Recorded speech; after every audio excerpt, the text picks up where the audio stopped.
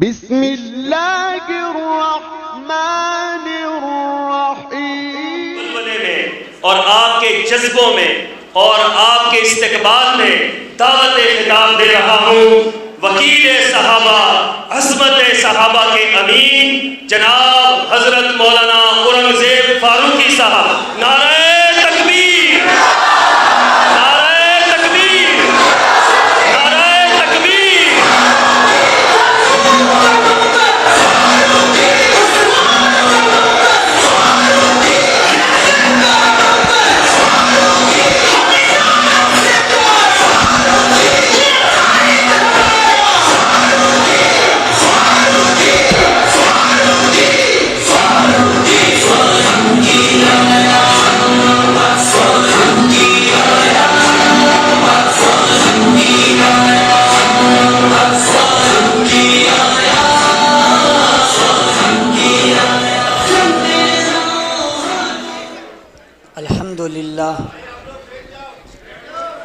الحمد للہ وحدہ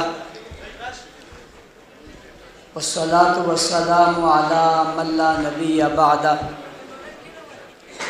اما بعد فاعوذ باللہ من الشیطان الرجیم، بسم اللہ الرحمن الرحیم۔ والسابقون الاولون من المہاجرین والانصار والذین اتبعوهم بإحسان۔ وقال اللہ تبارک و تعالی فی مقام آخر، محمد الرسول اللہ والذین معه اشداء علی الکفار رحماء بینہم تراہم رکعا سجدا یبتغون فضلا من اللہ ورضوانا۔ وقال اللہ تبارک و تعالی فی مقام آخر، کنتم خیر امۃ اخرجت للناس تأمرون بالمعروف وتنہون عن المنکر۔ وقال النبی صلی اللہ علیہ وسلم، ان اللہ اختار لی واختار لی اصحابی۔ وقال النبی صلی اللہ علیہ وسلم، اذا رأيتم الذين يسبون اصحابي فقولوا لعنة الله على شركم۔ صدق اللہ العظیم وصدق رسولہ النبی الأمی الکریم۔ واجب الاحترام، قابل صد احترام، معزز مکرم محترم ذی وقار علماء کرام، مشائخ اعظام، اکابرین امت، اسٹیج پر موجود سیاسی، سماجی، مذہبی، قومی اور ملی شخصیات، پنڈال میں موجود غیرت مند، باوفا، بہادر، نڈر، بے باک، بے خوف، توحید و سنت کے پروانوں، اصحاب رسول کے دیوانوں، آج کی اس بہت خوبصورت عنوان کی اس بہت خوبصورت تقریب میں مجھے شرکت کا موقع ملا۔ میں مرکزی جمعیت اہل حدیث کے زعماء، اکابرین کا شکریہ ادا کرتا ہوں، بالخصوص حضرت اقدس الشیخ ڈاکٹر ابو تراب صاحب دامت برکاتہم العالیہ اور ان کی پوری ٹیم، جنہوں نے اس اہم موقع پر حالات کی نزاکت کو مد نظر رکھتے ہوئے اس امت کے اہم ترین لوگوں کو یہاں مدعو کر کے اس کانفرنس کا انعقاد کیا۔ اللہ تعالیٰ انہیں جزائے خیر عطا فرمائے۔ وقت چونکہ مختصر ہے اور آپ اسٹیج پر بیٹھے زعماء اور علماء کی ایک لمبی قطار دیکھ رہے ہیں، میں چاہتا ہوں یہ سب بھی آپ سے مخاطب ہوں اور آپ ان کی گفتگو سن سکیں۔ تفصیل میں جائے بغیر قرآن کریم نے کہا کنتم خیر امہ، یہ امت سب سے بہترین امت ہے۔ جتنی امتیں پہلے آئی ان سب کی یہ امت سردار امت ہے۔ جس طرح حضور علیہ السلام تمام نبیوں کے سردار ہیں، قرآن کریم تمام کتابوں کی سردار ہے، رمضان المبارک تمام مہینوں کا سردار ہے، لیلۃ القدر ساری راتوں کی سردار ہے، ایسے ہی یہ امت ساری امتوں کی سردار ہے۔ اس امت نے قیامت تک رہنا ہے۔ جناب رسول اکرم صلی اللہ علیہ وسلم کی تعلیمات نے قیامت تک رہنا ہے۔ آسمان سے اترنے والے اس کلام پاک نے قیامت تک رہنا ہے، اور دنیا نے اس سے ہدایت اور روشنی کو لینا ہے۔ یہ امت آخری امت ہے، اور یہ امت بہترین امت ہے، اور یہ امت افضل ترین امت ہے، اور اس امت کو اہم ترین امت قرار دیا گیا۔ سابقہ امتوں میں جناب جو امتوں کے انبیاء ہوا کرتے تھے وہ تبلیغ کیا کرتے تھے اور دعوت دیا کرتے تھے۔ اس امت کے علماء تبلیغ کر رہے ہیں اور دعوت دے رہے ہیں، اور دعوت دے کر دین اسلام کو پھیلا رہے ہیں۔ اب یہ امت کون سی امت کہلائے گی؟ اس امت کا آغاز کیا ہے اور اس امت کی بنیاد کیا ہے؟ رسول اکرم صلی اللہ علیہ وسلم نے جب اپنی بات کا آغاز کیا تو مکہ مکرمہ میں کوئی ایک موحد بھی نہیں تھا، سب بتوں کے پجاری تھے، اور بت بھی بیت اللہ میں رکھے ہوئے تھے، اور بت بھی دنوں کے حساب سے رکھے ہوئے تھے۔ 360 بت بیت اللہ میں رکھ کے ان کی عبادت کی جاتی تھی ہر دن کے ساتھ۔ آپ سمجھتے ہیں بیت اللہ اللہ کے گھر کو کہتے ہیں، اور اللہ کے گھر میں غیر اللہ پڑے تھے اور ان کی عبادت کی جاتی تھی۔ امام الانبیاء صلی اللہ علیہ وسلم نے اس ماحول میں اپنا بیانیہ دیا اور اپنا بیان کیا اور اپنی بات کا آغاز کیا، اور وہ کہا قولوا لا الہ الا اللہ تفلحون۔ لا الہ اس دور میں کہا جب ایک الہ کو ماننے کو کوئی تیار نہیں، جب ایک معبود ماننے کو کوئی تیار نہیں، جب ایک خالق ماننے کو کوئی تیار نہیں، اور بیت اللہ میں بت پڑے ہوئے، اور رسول خدا صلی اللہ علیہ وسلم نے لا الہ الا اللہ کہا تو ساری طاقتیں اور ساری قوتیں جمع ہو گئی، اور انہوں نے جمع ہو کر رسول خدا صلی اللہ علیہ وسلم کا انکار کر دیا، تکذیب کر دی۔ صرف یہی نہیں کی بلکہ توہین کی، آپ کا راستہ روکا، آپ پر پتھر برسائے، آپ کے راستے میں رکاوٹیں کھڑی کی۔ بات یہی تک ختم نہیں ہوئی، آپ کو شیب ابی طالب میں رہنا پڑا، یہی تک ختم نہیں ہوئی، آپ کو طائف کے بازاروں میں پتھر کھانے پڑے، مکہ مکرمہ کی گلیوں میں آپ پر طرز کیا جانے لگا۔ بات یہی ختم نہیں ہوئی، آپ کو مکہ مکرمہ چھوڑ کر مدینہ منورہ جانا پڑا۔ ایسے سخت دور کے اندر اور ایسے سخت عالم کے اندر یہ امت کی ابتدا ہے، یہ امت کا آغاز ہے، یہ امت کی بنیاد رکھی جا رہی ہے، اس امت کو بنایا جا رہا ہے، اس امت کو پڑھایا جا رہا ہے۔ امت کیسے بنے، امت کو کیسے بنایا جائے؟ اللہ نے پیغمبر سے کہا یتلو علیہم آیاتہ فیزکیہم ویعلمہم الکتاب والحکمہ۔ دوسری جگہ فرمایا هو الذی ارسل رسولہ بالہدی ودین الحق لیظہرہ علی الدین کلہ۔ سارے دینوں پر اپنے دین کو غالب کر دو، ہمارا دعویٰ ہے۔ رسول خدا صلی اللہ علیہ وسلم نے سارے دینوں پر اپنے دین کو غالب کیا، غلبہ ہو گیا۔ آج دین دنیا کے ہر ملک میں موجود ہے، ہر خطے میں موجود ہے، ہر بستی میں موجود ہے۔ جہاں تک سورج نہیں پہنچا وہاں تک آمنہ کے لال کا پیغام پہنچ گیا، اللہ کا بھیجا ہوا قرآن پہنچ گیا، پیغمبر دو جہاں کا فرمان پہنچ گیا، حضور کی سیرت اور صورت وہاں تک پہنچ گئی، وہاں تک پہنچی جہاں تک سورج نہیں پہنچا۔ ساری دنیا پر اپنے دین کو غالب کیا، لیکن اس دین کی ابتدا کیا ہے اور اس دین کی بنیاد کیا ہے اور اس امت کا آغاز کیا ہے؟ آپ اس امت کے آغاز کی طرف جاتے ہیں تو ایک آ گیا، دوسرا آ گیا، تیسرا آ گیا، 4 ہو گئے، 5 ہو گئے، 10 ہو گئے۔ اگر آپ کہیں صرف 5 تھے تو امت نہیں بنتی، آپ کہیں صرف 3 رہ گئے تھے تو امت نہیں بنتی، پھر قرآن کی آیت کو کہاں لے جاؤ گے؟ اذا جاء نصر اللہ والفتح ورأیت الناس یدخلون فی دین اللہ افواجا۔ یہ فوج در فوج آئے، یہ قوم در قوم آئے، یہ قبیلہ در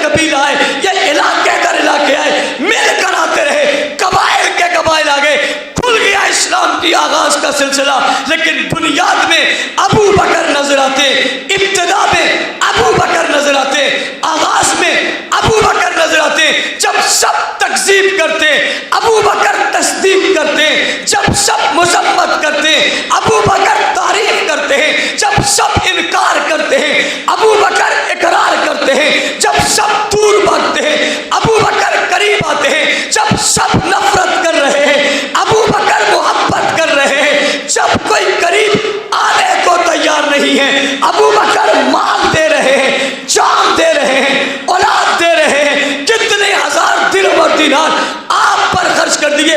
آج کے زمانے میں حساب لگاؤ تو لاکھوں کروڑوں روپے بنتے۔ جناب 8 دکانیں مکہ مکرمہ میں تجارت کی لگا دی۔ جب آپ مکہ مکرمہ سے مدینہ منورہ میں حضور علیہ السلام کے ساتھ چل پڑے اور آقا آپ کو لے کر گئے تو گھر میں جتنا سرمایہ تھا وہ بھی لے کر چلے گئے۔ یہ امت بن رہی ہے، یہ امت کا آغاز ہو رہا ہے، یہ امت کی ابتدا ہو رہی ہے۔ اور اکابرین کی موجودگی میں کہنا چاہتا ہوں ابو بکر امت کی بنیاد ہی نہیں ہے، ابو بکر تو اس امت کی سنگ بنیاد ہے۔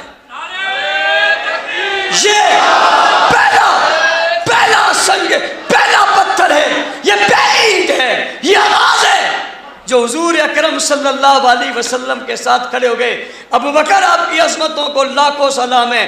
آج ایک آدمی کہتا ہے میں خلفاء کو نہیں مانتا، میں ابو بکر کو نہیں مانتا، کوئی بڑی پریشانی کی بات نہیں ہے، تو انہیں نہیں مانتا، تجھے کس نے کہا مان؟ بابا تجھے تو کوئی مسلمان نہیں مانتا،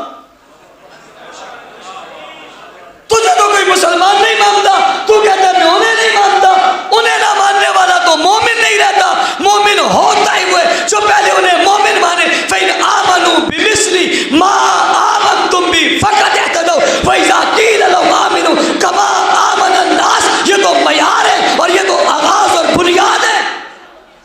انہیں جو نہ مانے اور تصور کرے اسے مومن مانا جائے گا، نہیں ہو سکتا۔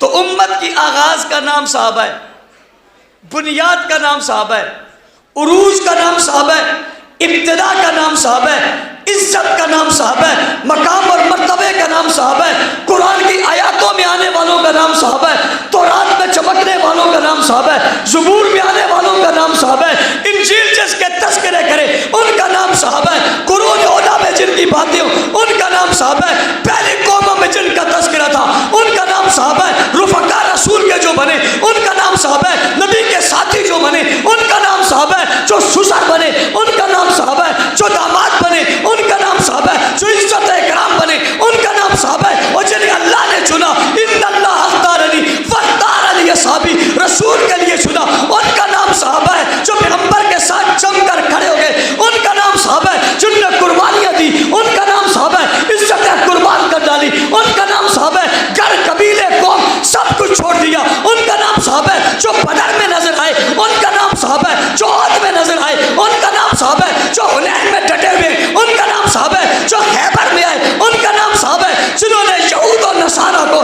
دل میں تارے دکھا دیے ان کا نام صحابہ ہے، جنہوں نے یہود و نصارہ کو مدینہ مکہ سے پار کر دیا ان کا نام صحابہ ہے، جنہوں نے عالم اسلام میں جنہوں نے عالم دنیا میں اسلام کو بلند کیا ان کا نام صحابہ ہے، جو دریاؤں میں چلے گئے، جو سمندروں میں چلے گئے، جو پہاڑوں میں چلے گئے، بستیوں علاقوں قصبوں میں چلے گئے، نبی کی سیرت صورت فضیلت منقبت ہر چیز انہوں نے بتا دی، پیغمبر کے اشارے انہوں نے بتائے، نبی کا سونا اٹھنا بیٹھنا جاگنا اٹھانا پینا انہوں نے بتایا، پیغمبر کی ذات اور وجود کی تعریف انہوں نے کی، آقا کی تعلیمات انہوں نے بچائی، پیغمبر کی مسکراہٹ انہوں نے بتائی، نبی کا غصہ انہوں نے بتایا، پیغمبر کا جلال انہوں نے بتایا، قرآن کے الفاظ انہوں نے بتائے، قرآن کے الفاظ انہوں نے لکھے، شریعت کی باتیں انہوں نے بتائی، مکی دور ان کی وجہ سے، مدنی دور ان کی وجہ سے ملا، شریعت کے طریقے ان کی وجہ سے ملے، کلمہ پروان ان کے طریقے سے چلا، حضور نے پڑھا تھا لا الہ الا اللہ محمد الرسول اللہ انہوں نے پڑھا تھا، ابتدا کر کے دنیا تک انہوں نے پہنچایا تھا، جنہوں نے اپنے گھوڑے دریاؤں میں ڈال دیے تھے، جو خود سمندروں میں کود پڑے تھے، جو عالم میں چھا گئے تھے، جو کائنات میں ببر پڑے تھے، ساری دنیا میں جن نے نقشہ سکھا دیا، صورت سکھا دی، سیرت سکھا دی، فضیلت سکھا دی، منقبت سکھا دی، جو صداقت کے مینارے بن گئے، عدالت کے مینارے بن گئے، عزت کے رکھوالے بن گئے، تصور بن گئے، تصویر بن گئے، مجموعہ بن گئے، امت بن گئے، امت کی امیدیں اور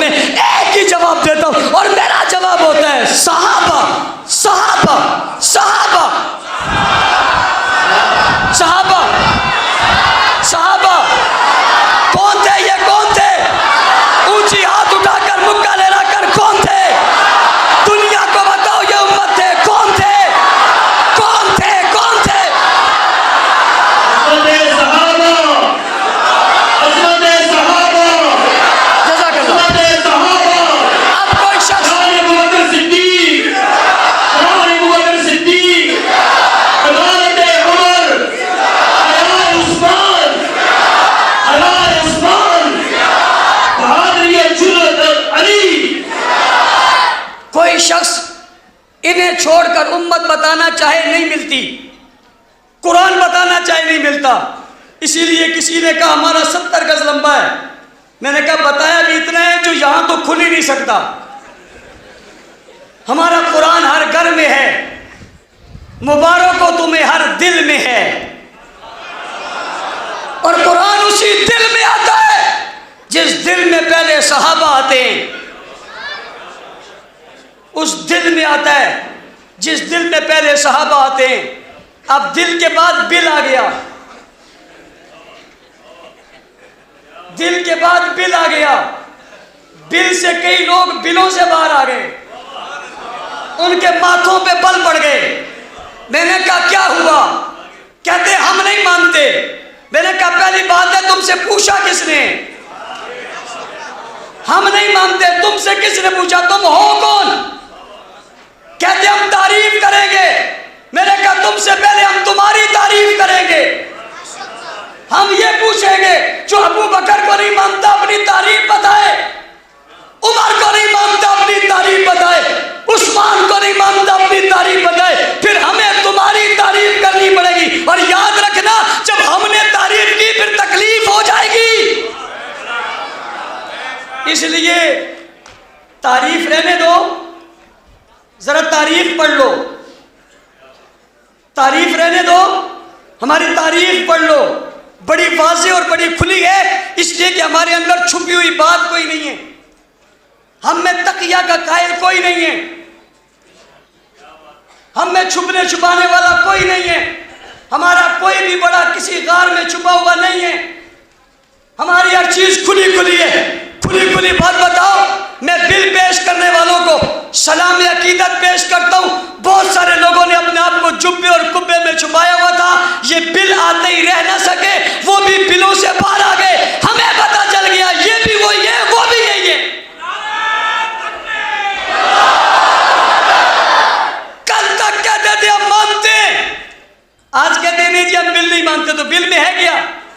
بل میں ہے توہین صحابہ اور اہل بیت، دو نکتے ہیں، توہین صحابہ اور یہ وہ تشریح کریں گے ہمارے ہاں تو اہل بیت صحابہ ہیں، صحابہ اہل بیت ہیں۔ والسابقون الاولون من المہاجرین والانصار، جب ہم صحابہ کہتے ہیں اس میں مہاجر بھی ہیں، اس میں انصار بھی ہیں، اس میں اہل بیت بھی ہیں، صحابہ میں یہ سارے طبقے شامل ہیں۔ ایک بھی وہ تھا، وہ دو لے آئے اور کہا توہین صحابہ اور اہل بیت بل ہے، گستاخی کرنے والوں کو سزا ملے گی۔ میں نے کہا چلو ایک حصہ تم نہیں مانتے، یہ تو دنیا کو پتہ چل گیا، الحمدللہ ہم دونوں مانتے ہیں۔ میں اکابرین کی موجودگی میں مطالبہ کرنا چاہتا ہوں، ایک بل تو وہ ہے جس میں توہین صحابہ پہ 10 سال قید اور عمر قید، 10 سال سزا اور عمر قید کی سزا ہے، یہ بہت اچھی ہے، لیکن ہمارا مطالبہ ہے سزائے موت ہونی چاہیے۔ جس کا مطالبہ ہاتھ کھڑے کریں۔ توہین پر کیا ہونی چاہیے؟ اونچی کیا ہونی چاہیے؟ کیا ہونی چاہیے؟ اگر کوئی ڈر رہا ہے، کوئی ڈر رہا ہے صحابہ کی توہین سے، کہ صحابہ کی توہین کی سزا سے کوئی ڈر رہا ہے، تو ہم اہل بیت کی توہین کی سزا سے نہیں ڈر رہے۔ ہمارا مطالبہ ہے کہ اگر صحابہ کی توہین پہ سزائے عمر قید ہے تو اہل بیت کی توہین پہ سزائے موت رکھو۔ کیا رکھو بھائی؟ میں مطالبہ کر رہا ہوں، میں آگے بڑھ کے کر رہا ہوں کہ آپ اہل بیت کی گستاخی پہ کیا رکھو؟ ہماری تائید ہے۔ تم تو پورا کہتے ہو ہم نہیں مانتے، ظالمو اہل بیت کو تو مانو۔ آج پتہ چل گیا تم اہل بیت کو بھی نہیں مانتے۔ بات کھلی یا نہیں کھلی؟ یہ بات کھلتی ہے قربانیوں سے، اس پہ بڑا خون لگا ہوا، میں تفصیل میں نہیں جانا چاہتا۔ آج پتہ چل گیا تم اہل بیت کو نہیں مانتے، اور تم جانتے ہو باقیوں کو پتہ نہیں ہے۔ تمہارا ہمارا مسئلہ ہے، تم جانتے ہو کہ تم سے بڑا اہل بیت کا گستاخ بھی دنیا میں پیدا ہی نہیں ہوا۔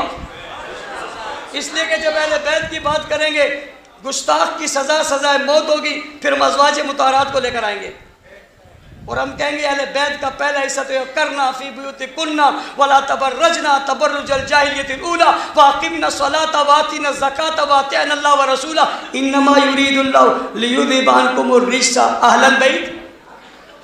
پھر میں نے لے کر آئیں گے نا وہ کرنا فی بیوتکن، کس کے لیے، گھر والیاں کون ہیں، پھر پتہ چل ہم پیغمبر کی بیٹیاں لے کر آئیں گے، بیٹیاں پوچھتا ہوں بیٹیاں اہل بیت ہیں یا نہیں ہیں، بیویاں اہل بیت ہیں یا نہیں ہیں، داماد اہل بیت ہیں یا نہیں ہیں، نواسے اہل بیت ہیں یا نہیں ہیں، یہ نواسیاں بھی اہل بیت ہیں یا نہیں ہیں، اور یہ جو نواسی عمر کے نکاح میں یہ بھی اہل بیت ہے یا نہیں ہے، تو پھر تو یہیں پکڑے جاؤ گے، تم کسی میدان میں نہیں آؤ گے، تمہاری قسمت میں ہمیشہ بھاگنا ہے۔ میں اکابرین ملت سے استدعا کرنا چاہوں گا، گزارش کرنا چاہوں گا، یہ بڑا اہم موقع ہے، ملک میں افراتفری، انتشار اور فساد کے خاتمے کے لیے ضروری ہے یہ بل سینٹ سے پاس ہو، جہاں جہاں تک آپ کا بس چل سکے اس ملک پر رحم کیجئے، اس ملک کی معیشت پر رحم کیجئے، اس ملک کے اس لوگوں پر رحم کیجئے، اس بل کو منظور کروائیے۔ بصورت دیگر کچھ لوگ گستاخی کا سرٹیفکیٹ لینا چاہتے ہیں، کچھ لوگ گستاخی کا سرٹیفکیٹ لینا چاہتے ہیں، عجیب بات ہے، 3 سال کی سزا قبول ہے اور 10 سال اور عمر قید کی قبول نہیں ہے، دوہرا معیار کیوں کرتے ہو؟ مجھے ایک دن کی بھی قبول ہے، ساری عمر کی بھی قبول ہے، سزائے موت بھی قبول ہے، اور میں مطالبہ کرنا چاہتا ہوں سزائے موت تختہ دار پر لٹکا کر مت دیجیے، چوک اور چوراہے میں پھندا لگائیے، جو گستاخ ہے انہیں لٹکا دیجیے، پہاڑ سے گرا دیجیے، چمڑا اتار دیجیے، گاڑی کے پیچھے باندھ کر شہروں میں گھسیٹا جائے ان کو جو گستاخ ہو اہل بیت کے یا رسول اللہ کے۔ اس سے بڑی تائید کوئی اور ہو سکتی ہے؟ میں نے آپ کی موجودگی میں یہ اتنی بڑی تائید کر دی ہے کہ ان سب کو یہاں اس طرح سے سزا دی جائے، ہم اس سزا کے قائل ہیں، دین ہم تک پہنچانے والے صحابہ کرام ہیں، ان کی عزت اور ناموس کے ہم سب متحد ہیں، متفق ہیں، یکجان ہیں، ایک جسم ہیں، جہاں ہم ہوں گے انشاءاللہ اس کا تحفظ کریں گے اور اس کے لیے قربانی ہے۔ علامہ احسان اللہ ظہیر، علامہ حبیب الرحمان سمیت دیگر علماء نے دیوبندیوں میں بھی دی ہے، بریلیوں میں بھی دی ہے، اہل حدیثوں میں بھی قربانیاں دی ہیں۔ ہمارے پاس ایک بڑی مثال ہے، بڑی تفصیل ہے، حق نواز شہید سے لے کر حیدری شہید تک اور ڈاکٹر عادل خان شہید رحمت اللہ علیہ تک، جو اس حالیہ گستاخیوں کے خلاف میدان عمل میں آئے، انہیں جو ہے وہ گولیوں سے بھون دیا گیا اس ڈر سے کہ یہ رہے گا تو قانون بن جائے گا۔ انہیں سمجھ آ جانی چاہیے کہ وہ نہیں رہے، قانون تو پھر بھی بن گیا۔ شہداء کے خون اپنا راستہ بناتے ہیں۔ میں آج کے اس اجتماع کے توسط سے انہیں بھی خراج تحسین پیش کرتا ہوں، ڈاکٹر عادل خان شہید کو اور تمام اکابرین کو جنہوں نے اس پر محنت کی تھی۔ آئندہ بھی امید رکھتا ہوں یہ محنت جاری رہے گی۔ یہاں پر ہمارے شہر میں قبضے ہو رہے ہیں، ابھی پریس کانفرنس میں شیخ الدکتور ابو تراب صاحب کہہ رہے تھے کہ ہم حکومت سے مطالبہ کرتے ہیں، شیخ حکومت خود قبضہ خور ہے، اور بالخصوص سندھ حکومت، اس کا تو سوائے اس کے کام ہی کچھ نہیں ہے، مطالبہ کس سے کریں؟ عوام کو آگے بڑھنا چاہیے، آگے آنا چاہیے، اپنی زمینوں کی حفاظت کرنی چاہیے، بالخصوص مساجد، مدارس۔ یہ مساجد اور مدارس یہ بنیادیں ہیں اسلام کی اور قلعے ہیں اسلام کے، یہاں سے اسلام کی بنیاد، اسلام کی سمجھنے والے لوگ پیدا ہوتے ہیں، اور یہی لوگوں کی وجہ سے میرا اور آپ کا ایمان اور عقیدہ اور نظریہ بچا ہوا ہے۔ اللہ کی قسم اگر مساجد اور مدارس نہیں رہیں گی تو یہ باقی نہیں رہیں گی۔ کسی قبضہ خور کے قبضے کے چکر میں اپنی مسجد مت چھوڑو، اسے کہو ہم اپنی قبریں یہاں بنا لیں گے مگر اپنی مسجدیں اور مدرسے نہیں چھوڑیں گے۔ اللہ تعالیٰ ہم سب کو عمل کی توفیق عطا فرمائے۔ ایک بار پھر شکریہ کے ساتھ وآخر دعوانا الحمدللہ۔